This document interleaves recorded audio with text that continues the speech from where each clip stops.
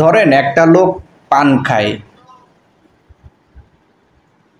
গত 16 বছর ধরে সে পান খায়, গত 16 বছর ধরে সে সিগারেট খায়।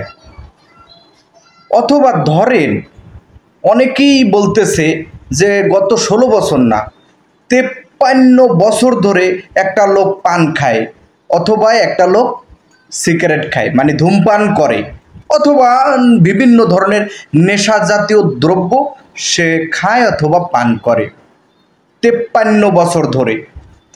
এখন যেই ব্যক্তিটা খায় তাকে কি আপনি মাত্র 2 মাস অথবা 3 মাসে কি আপনি এই পান খাওয়া থেকে অথবা এই সিগারেট খাওয়া থেকে অথবা নেশা জাতীয় দ্রব্য থেকে আপনি 2-3 মাসে কি ফিরাইতে পারবেন? আপনি করলেন আইন, আপনি করলেন অনেক আইন আইন বড় বড় আইন টাইন করলেন আপনি, যে কেউ পান খাইতে পারবে না, কেউ সিগারেট খাইতে পারবে না, কেউ জাতীয় দ্রব্য খাইতে পারবে না। একটা লোকের তো 53 বছর ধরে এই নেশাটা হয়ে গেছে ভাই, এইটা আপনি মাত্র 2-3 মাসে কিভাবে বন্ধ করবেন? জাস্ট একটা এক্সাম্পল আপনি বুঝেন। এখন এইটাকে আস্তে আস্তে সিস্টেমে আস্তে আস্তে আস্তে প্রথমে আপনার পরিবার থেকে নিষেধ করা হবে, তারপরে সমাজ থেকে নিষেধ করা হবে, তারপরে রাষ্ট্রীয়ভাবে নিষেধ করা হবে।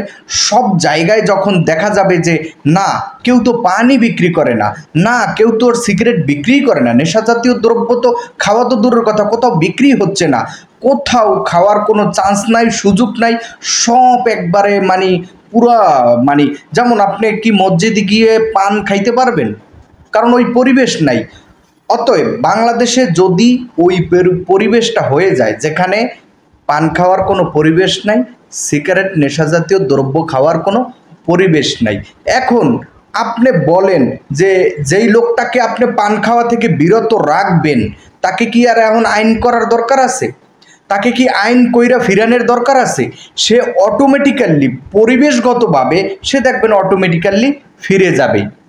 তো এবার আসেন, কাম টু দ্য পয়েন্ট, আমি যেটা বলতে চাচ্ছি, বাংলাদেশের যে 53 বছর ধরে আমরা যে স্বৈরাচার, সিন্ডিকেট, চাঁদাবাজ, লুণ্ঠন, দুর্নীতি এই দেশের রন্ধ্রে রন্ধ্রে, রক্তে রক্তে সব জায়গায় একদম সয়লাভ হয়ে গেছে, এটা আপনি 2-3 মাস, 6 মাস, 1 বছরে কিছু করতে পারবেন না। প্রত্যেকের ভিতর থেকে, প্রত্যেকটা ব্যক্তির ভিতর থেকে, প্রত্যেকটা রাজনৈতিক দল থেকে, প্রত্যেকটা সমাজ থেকে, প্রত্যেকটা মহল্লা থেকে, মসজিদ থেকে শুরু করে সব জায়গায় একেবারে রিফর্ম নিয়ে আসতে হবে, সামাজিক অ্যাওয়ারনেসে নিয়ে আসতে হবে, ব্যানার ফেস্টুন দিয়ে এই ধরনের বারবার এই ধরনের স্লোগান, মিছিল, মিটিং এগুলো করতে হবে, যাতে করে নতুন করে মানুষের ভিতরে এই জিনিসটা একটা সচেতনতা তৈরি হয়। এই সচেতনতা সবচেয়ে বড় সংস্কার। এই সচেতনতাটা যখন সবার ভিতরে চলে আসবে, সবাই দেখবেন যে পান সিগারেট খাওয়ার মতো অটোমেটিক্যালি দেখবেন যে এই যত অন্যায় আছে আস্তে করে ছেড়ে দিবে। মানুষের ভিতরে আর মনেই চাইবে না যে আমি একটু উল্টো পথে যাই, আমি রাস্তায় আমি অটো নিয়ে বের হই, আমি মানুষের সাথে হানাহানি করি, আমি চাঁদাবাজি করি, আমি লুণ্ঠন করি, সেই পরিবেশটাই আর থাকবে না। আইন তো থাকবেই। এখন আমাদের কাছে মনে হচ্ছে আইন ছাড়া কোনোভাবেই সম্ভব না। ভাই যান বিদেশে, প্রত্যেকটা মানুষের ভিতরে কতটা ম্যানারিজম। আমরা মুসলমান, আমাদের ভিতরে রাসূল সাল্লাল্লাহু আলাইহি ওয়াসাল্লামের আদর্শ, কোরআন এবং হাদিসের আদর্শ থাকবে পুঙ্খানুপুঙ্খানুভাবে, একেবারে চমৎকারভাবে থাকবে, অথচ আমাদের ভিতরে কিছুই নাই।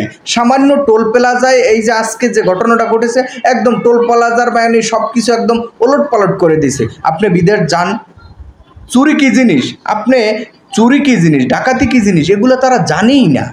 আপনি বিদেশে যান, তাদের ভিতরে গিয়ে ম্যানারিজমটা কি সেটা দেখে আসেন ভাই। এইটা প্রত্যেক জায়গায় পরিবর্তন করতে হবে, দেন আমরা শান্তিতে থাকবো, দেন আমরা শান্তিতে থাকবো।